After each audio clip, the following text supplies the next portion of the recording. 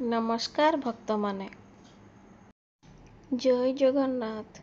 आपण माने देखुचंती क्यूटीफाई 2.08 ओडिया भक्ति चैनल।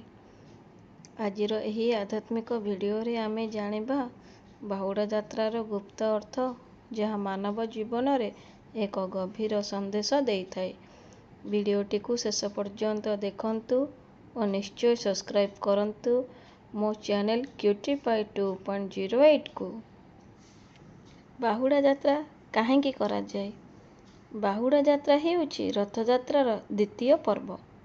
जेपरिकी रथयात्रा दिन श्रीजीउ बड़दाण्ड देई गुंडीचा मंदिर को जाती, बाहुड़ा दिन सेमाने तांकर निज घर श्रीमंदिर को फेरती। एही यात्रा किछि घंटारे हेबा सत्वे एहार आध्यात्मिक अर्थ अत्यंत गभीर। बाहुड़ा यात्रार आध्यात्मिक अर्थ। एही यात्रा आमको शिखाए जे बाहरु तीर्थयात्रा करिबा परे मनुष्य को तांको अंतःकरण को फेरी आसिबा दरकार। अंतरात्मा सफा हेबा परे ही से भगवान को निकट को आसिबारे। यथार्थरे एही बाहुड़ा यात्रा मानव जीवनर जागृति को सूचित करे। माँ सुभद्रा को विशेष भूमिका।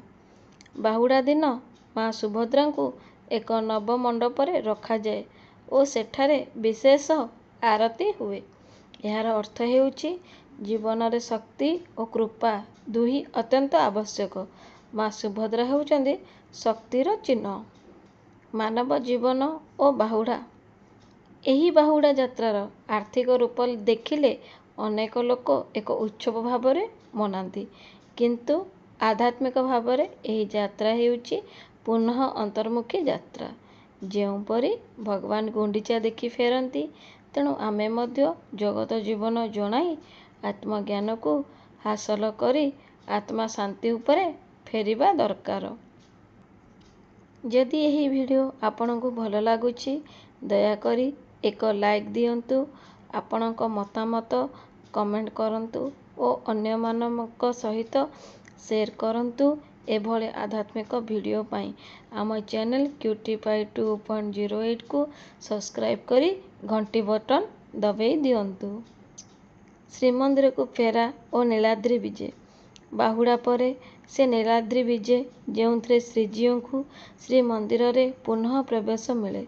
एही घटना आमको शिखाए जे आमे जेतेबेले अंतःकरण शुद्ध करिछु, सत्य रास्ता रे चलिछु, सेतेबेले भगवान आम जीवन रे पुनः प्रवेश करंती।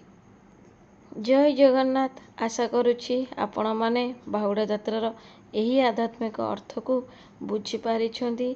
आपणक मनरे जदि एही गभीर भाव तैयारी करिछि, दयाकरी एही वीडियो को लाइक कमेंट शेयर करंतु। एभली ओडिया भक्ति वीडियो पाई क्यूटीफाई 2.08 को सब्सक्राइब करी सदा आशीर्वाद और ज्ञान ग्रहण करंतु। रहिली। जय जगन्नाथ।